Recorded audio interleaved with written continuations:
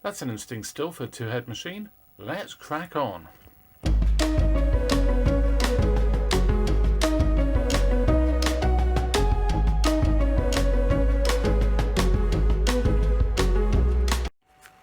Hello and welcome to another Mr. B28 video, and this one's a little bit different insofar as we're looking at the Sony SL-F30 again.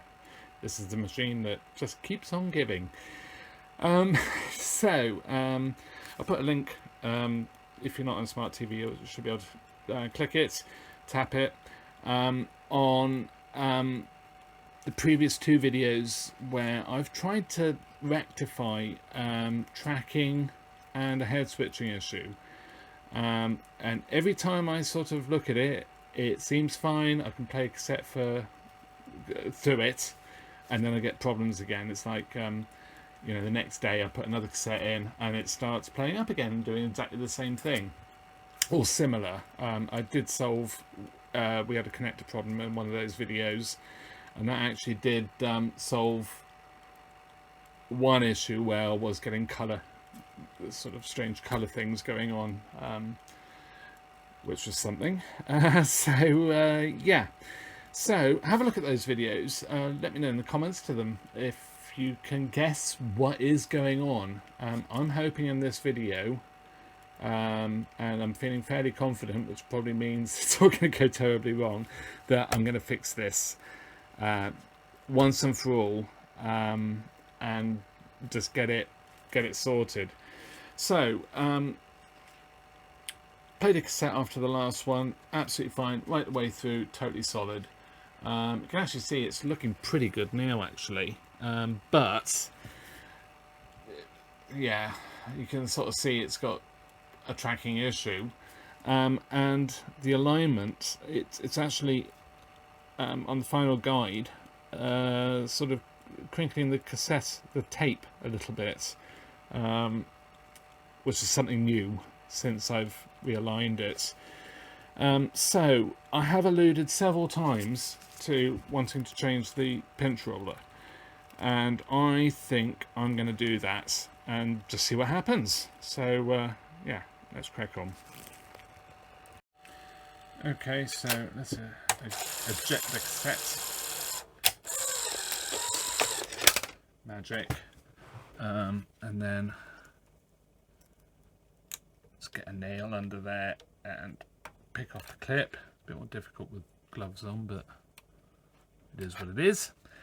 And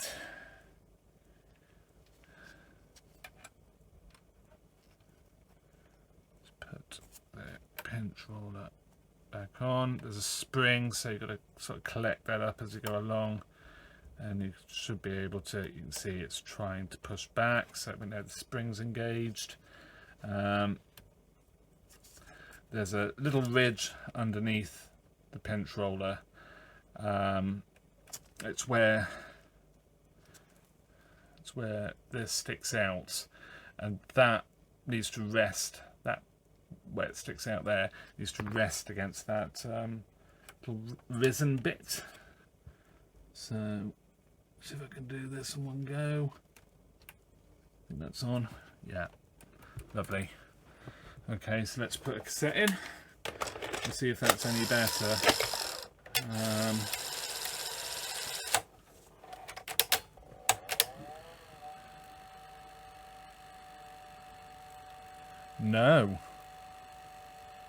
No, it's not. I don't know where you can quite see, but in there, you can see what it's doing to the tape. It does actually look a little bit better, but yeah, I mean, it was actually damaging the top of the tape, which it doesn't seem. No, it's not doing that now, so it's better. But I wonder if I've aligned. Well, see, the thing is that if I've aligned it to a pinch roller that isn't quite right, I don't know. I mean, I don't think there's anything wrong with this still, other than I can feel noise on the bearing. So maybe, oh, I don't know. Oh, I just don't like to write these off if they are good, if that makes sense. So I probably keep this in a bag labelled up, possibly suspect, and basically I'll try this in a good machine in the future. I'll leave that one in there. I know this is good. I've got 3 or 4 of these for such an emergency. But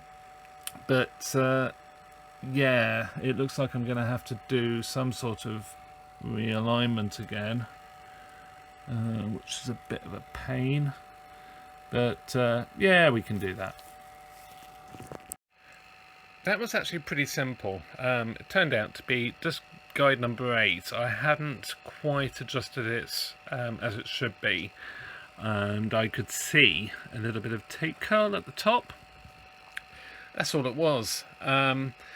It is a bit of a thing with beta decks. I tend to find you do an alignment, you think you get it right, it's worth just ejecting the cassette, putting it back in, and then doing the final check through. Usually it's okay, but sometimes it can be a little bit out, and that's what I found with this. Yeah, just it is what it is. So I think what I'll do, I mean, I've got this other pinch roller in there. I think I'm going to just change that and see what difference that makes. Incidentally, because it's got no lid, you can't push the cassette in, so just press down the lever, in it goes.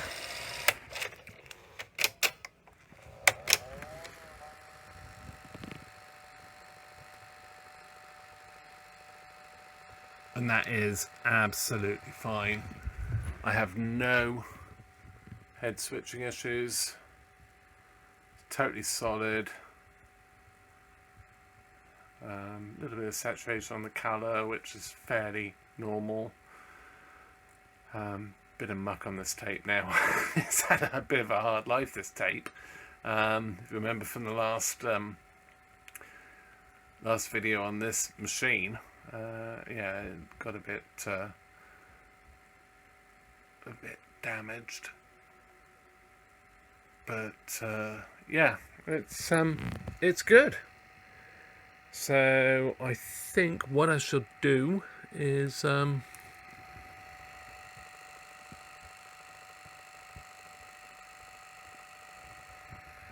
try a proper cassette in it. Love that, proper cassette. It's like that one isn't a proper cassette. Okay, here we go.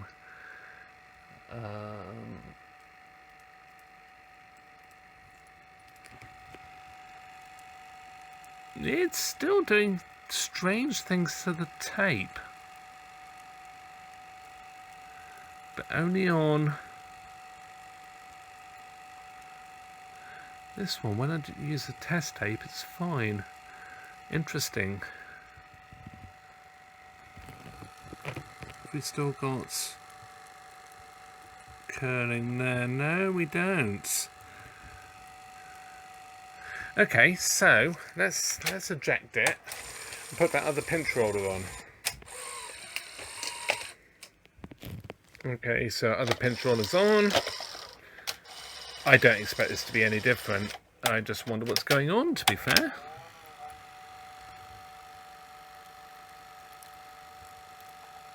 Yeah, that is riding high. But I can't see. Maybe this is still. Let's take that off. That bit of curl.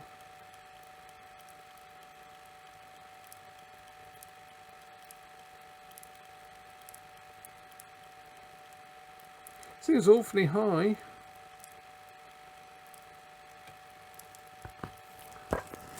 But it's still, I mean, look at that. It's just terrible. And I would say that was correct. Give that a turn back. That's getting pretty nastily twisted past the pinch roller. Let's try the test tape again. Okay, so that is looking good, and we've got no tape distortion. So have we got something where, I mean, there's no, I don't think there is on these, because that there's the hole for it. There's no tilt on the capstan. Earlier decks had a little grub screw there, and you could actually adjust the tilt of the capstan. But this doesn't have that, and all the screws are tight, so that's all good. I just wonder what's going on, to be honest.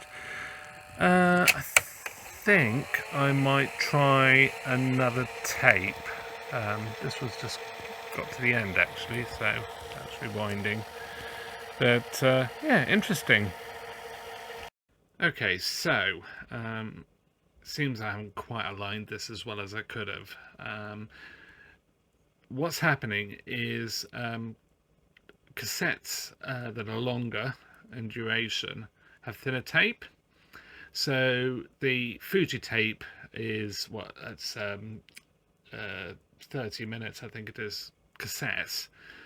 That tape is thicker than the L750 and indeed the L830. I mean, the L830, it almost totally mangled the tape trying that. So I obviously have not got this right, and I will say I started wondering if that was the case when I was playing the test tape. I have a fairly high frequency tone. I can't remember exactly what it is. I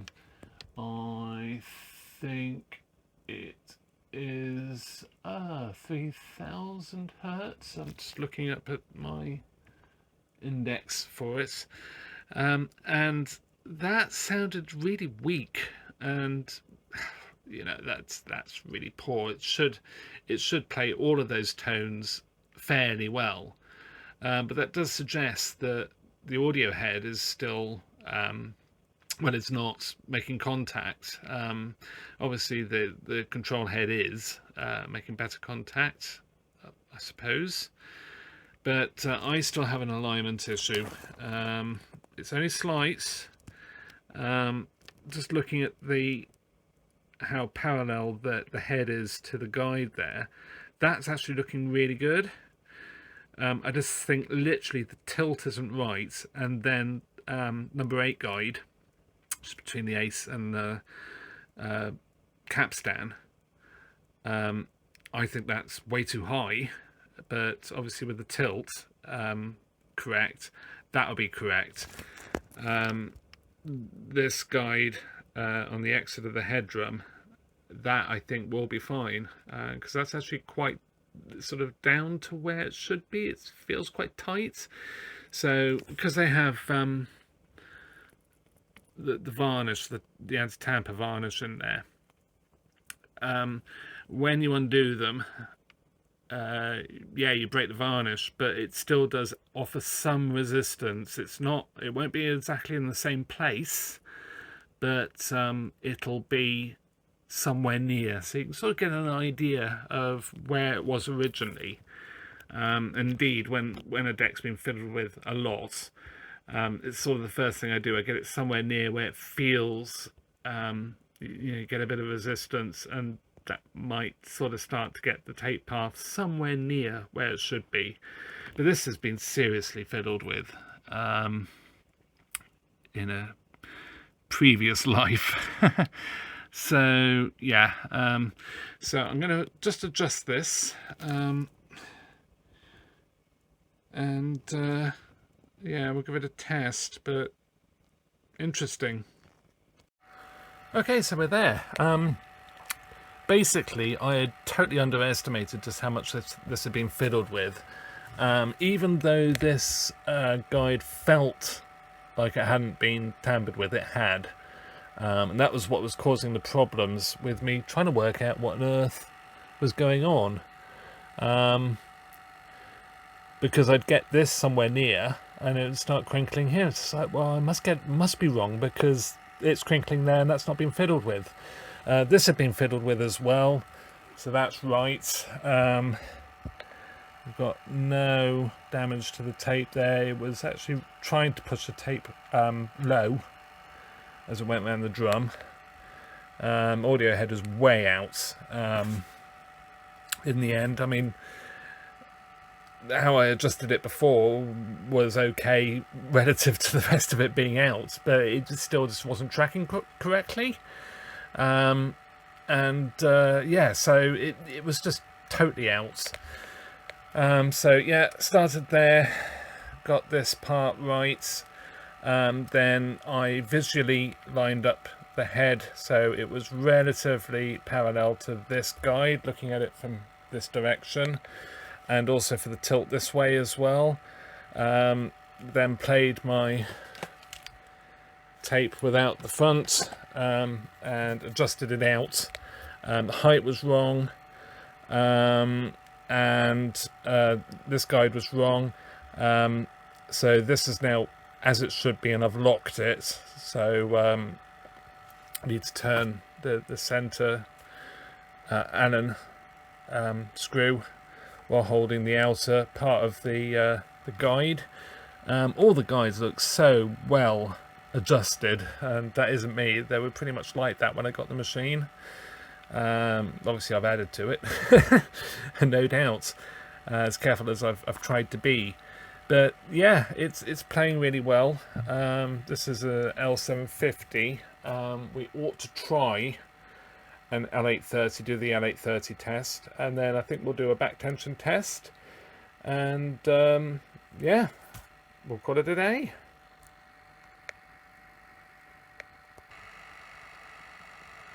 So that's the L830. You can see a little bit of fluttering about there, which is actually fine. There's enough torque there, but this tape does actually have the top edge slightly damaged as well, and it's so thin. I mean, these tapes are so thin. So yeah, I'm happy with that. It's not actually damaging the cassette, so that's fine. So let's do a back tension test. Okay, so let's check these torques.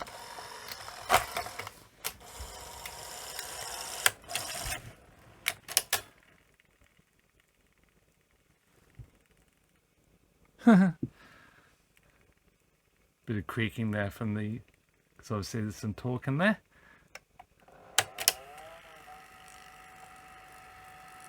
So there's about 40, which I'd expect, and take up is good. It's 90. So that's pretty good. 40. Yeah. So that's absolutely fine. It doesn't actually like it. These machines tend not to, but it's long enough for you to get an idea. Yeah, so that's great. Let's just eject that. Super. So I think this machine is all good to go. I may well service this front loading system.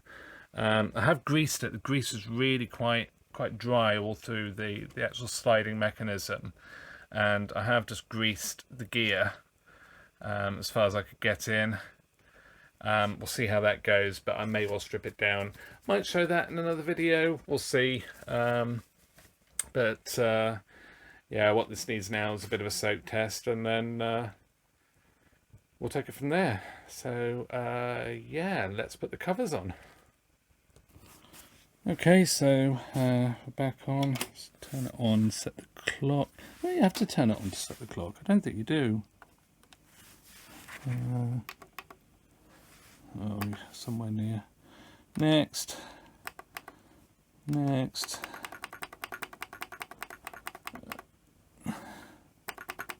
That'll do. Super. So you don't have to turn it on. That's cool. You don't have to turn it on to to put the tape in. It's already sounding better. I don't know if the remote works. We'll have a look at that. Yeah, so I just stuck some batteries in it. It's actually quite a nice remote, even though it's slightly yellowed. But it's fine. And you've got the on-off switch as well, so turn it on. Super. And that is playing really well. Tracking is pretty good. It's furthest left and right, because it just flickers there in and out, but that's fine.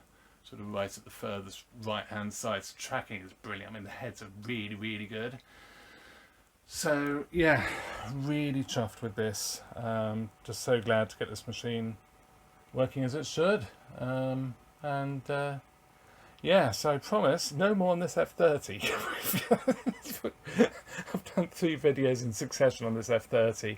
I just thought it would be interesting just to cover all of the different aspects of what could possibly cause those sort of head switching issues and flashing it out. And it turns out that the majority of the issues were actually down to somebody fiddling with the tape path. But yeah, it's interesting with that connector, because that did solve some odd intermittent colour issues I was getting as well, which I didn't really allude to in the previous videos, but you know, I just thought they were part and parcel of everything else that was going on, but they weren't actually. It was that connector. So, and that tracking control, it was a bit noisy. I mean, all of the pots are noisy. I've gone through just about all of them now, because yeah, they just all were noisy.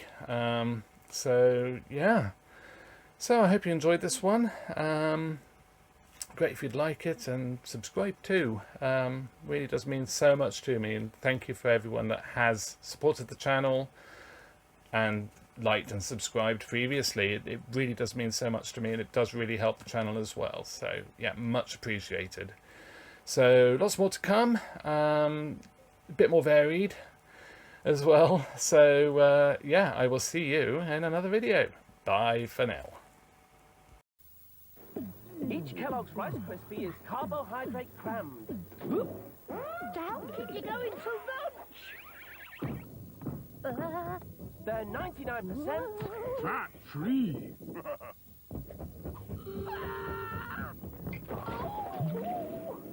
So even this little exercise Is good for you. Kellogg's Rice Krispies. Much more than snap. Crackle. Court sale exhibits. Millard, there are huge reductions. 5 years interest-free credit and free for a year. Exhibit 1, a quality carpet. Exhibit 2, a sumptuous sofa. Exhibit 3, a price promise to beat any competitor's price by up to £25. Exhibit 602, a wonderful wardrobe. Exhibit 603, a beautiful bed. Lay down the law. Exhibit 604, a classical cabinet. These bargains go on and on and on. Judge for yourself in court. Make haste.